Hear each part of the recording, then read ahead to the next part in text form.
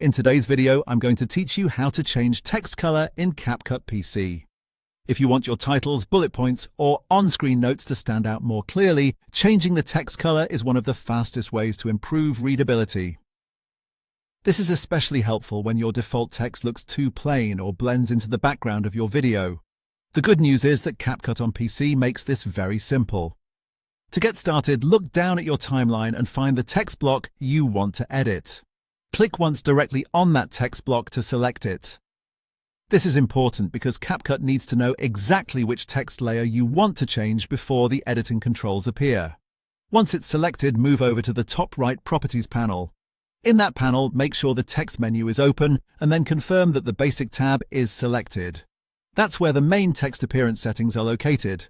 Next, scroll down a little past the font size area until you see the Style section. This section is useful because CapCut includes ready-made color combination presets that can instantly improve the look of your text. You'll see several color combo squares here. When you click one of these tiles, CapCut immediately applies that style to your selected text. For example, you might choose a bright yellow text style with a solid black shadow if you want something bold and easy to read. These presets are a great option when you want quick results without manually adjusting each setting. If you'd rather choose a specific single color for the text itself, keep scrolling slightly farther down until you reach the color row.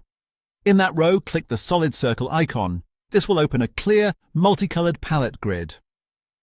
From there, just click the color you want to use. You can choose something bright and attention-grabbing, like red, yellow, or blue, depending on your video style and how much contrast you need against the background. As soon as you click a color tile, your text updates instantly on screen, so you can preview the result right away. That's really all there is to it. By selecting your text, going into the text settings under the Basic tab, and then choosing either a preset style or a custom color from the palette, you can make your on-screen text much